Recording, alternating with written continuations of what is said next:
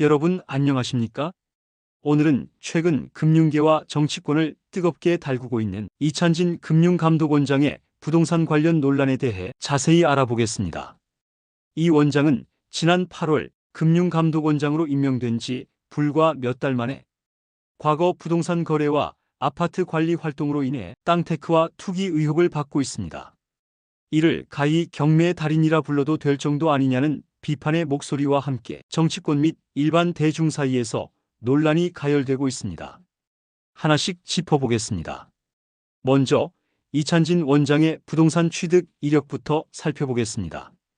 그는 주로 법원 경매를 통해 여러 부동산을 저가에 매입해 상당한 차익을 노린 것으로 알려져 있습니다. 대표적인 사례를 보시죠. 첫 번째, 2009년 그의 부인이 서울 관악구 봉천동의 202제곱미터 규모 도로 부지를 경매로 9,200만 원에 취득했습니다. 이 땅은 재개발 시 최대 24억 원의 토지 보상금을 받을 수 있는 알짜 땅으로 평가됩니다. 재개발이 무산되더라도 지자체에 매입을 청구할 수 있어 안정적인 투자로 보입니다. 두 번째, 서울 성동구 금호동의 112제곱미터 상가도 경매를 통해 취득했습니다.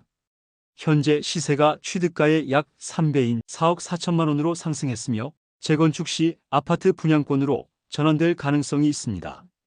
세 번째, 서울 중구의 오피스텔 상점 33제곱미터는 부인이 경매로 1억 5천만 원에 사들인 후 이 원장에게 증여됐고 지금은 시세가 5억 원으로 3배 이상 올랐습니다.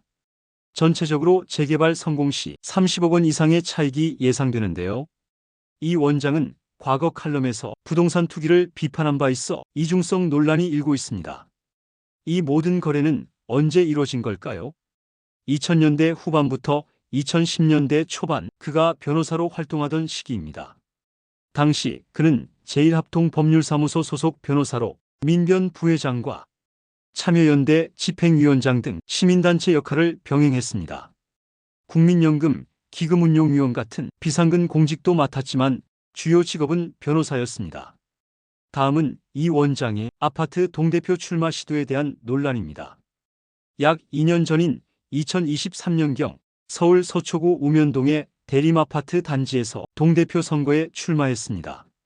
그는 이 아파트에서 두 채를 보유하고 있었고 아내와 공동으로 추가 아파트를 매입한 후 후보로 등록했는데요.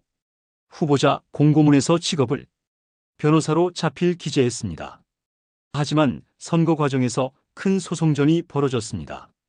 이 원장과 가까운 선거관리위원 2명이 입주자 대표회의를 상대로 임기 연장 소송을 제기했습니다. 결과는 어땠을까요? 1심, 2심, 3심 모두 패소했습니다. 이로 인해 선거 자체가 무효화됐고 실제 동대표 활동은 하지 못했습니다. 논란은 여기서 그치지 않았습니다. 소송 대리인들은 이 원장의 로펌 소속 변호사들로 무료 변론을 맡았습니다. 이에 주민들로부터 변호사 동원 괴롭힘이나 소송 갑질이라는 비판을 받았습니다. 일부 주민과 언론은 이 모든 과정이 30년 된 노후 아파트의 재개발 사업 주도권을 노린 권력투쟁으로 해석하고 있습니다. 이 시기 역시 이 원장은 변호사로 활동 중이었으며 서울시 여성가족재단 이사 같은 비상근직을 맡았지만 금융감독원장 임명 전이었습니다. 이러한 논란은 최근 TV조선 등 언론 보도를 통해 재조명되며 정치권으로 확대되고 있습니다. 한동훈 전 국민의힘 대표 등은 이를 투기로 규정하며 사퇴를 요구하고 있습니다. 이찬진 원장은 이에 대한 공식 입장을 밝히지 않고 있지만 공직자로서의 적절성에 대한 논의가 계속될 전망입니다.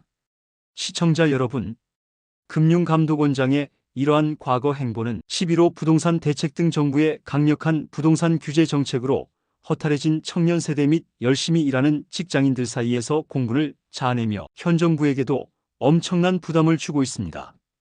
공직자의 도덕성과 부동산 거래의 적절성에 대한 논의가 앞으로도 계속 이어질 것으로 보입니다.